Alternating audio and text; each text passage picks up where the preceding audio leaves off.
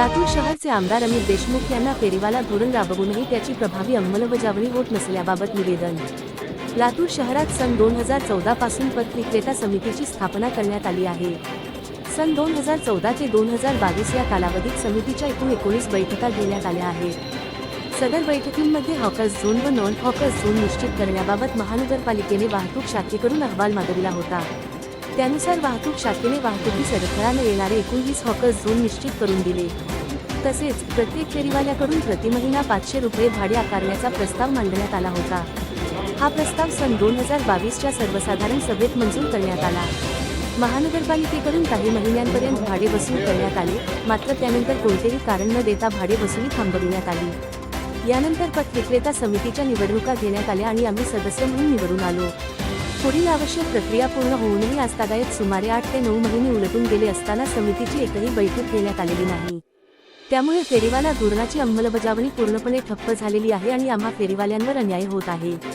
म्हणून आपण माननीय साहेबांनी या बाबीकडे गांभीर्याने लक्ष देऊन संबंधित अधिकाऱ्यांना आवश्यक त्या सूचना देऊन फेरीवाला धोरणाची तात्काळ आणि प्रभावी अंमलबजावणी करावी व आम्हा सर्व फेरीवाल्यांना न्याय मिळवून द्यावा, त्या मागणीचे निवेदन आज देण्यात आले आहे। या प्रसंगी नगरपत विक्रेता समिती सदस्य गौस गोलंदाज, त्र्यंबक आप्पास्वामी, मजीद बागवान, दीपमाला तुपकर, उषा धवारे उपस्थित होते।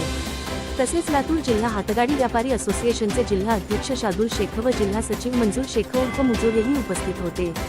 Prashant Maske, today Latur news. नमस्कार मंडळी, टुडे लातूर मध्ये आपलं स्वागत आहे। मी प्रशांत मस्के, फेरीवाला संघटनेचे पदाधिकारी काय आपल्या सोबत आहेत आणि कार्यकर्ते पण। सकाळी अमित भैया साहेब यांना निवेदन दिलेलं आहे, तरी आपण त्यांच्या मागण्या काय आहेत ते आपण जाणून घेणार आहोत।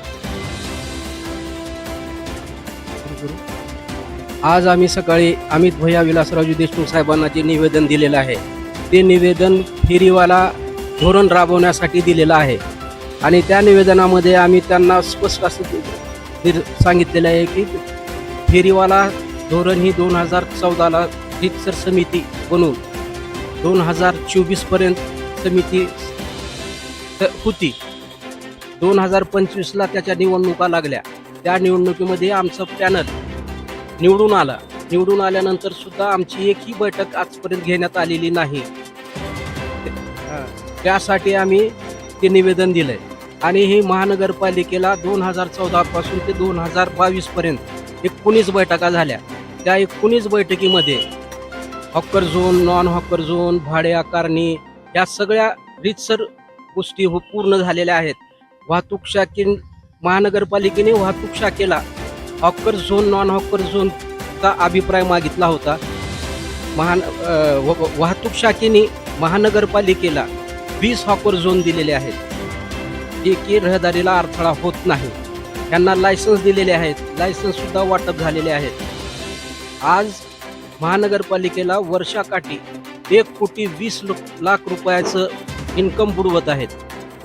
तर ह्या मागणीसाठी आम्ही अमित भैया देशमुख साहेबांना हे निवेदन दिलेलं आहे की त्वरित लायसन्स बघून आम्हाला हॉकर झोन आहे त्या ठिकाणी बसवावं, भाडे आकारणी करून घ्यावी आणि आम्हाला सन्मानाने व्यवसाय करण्याची संधी उपलब्ध करून द्यावी, ही आमची रास्त मागणी आम्हाला सांगितलेलं आहे। टुडे लातूरसह प्रशांत मस्के।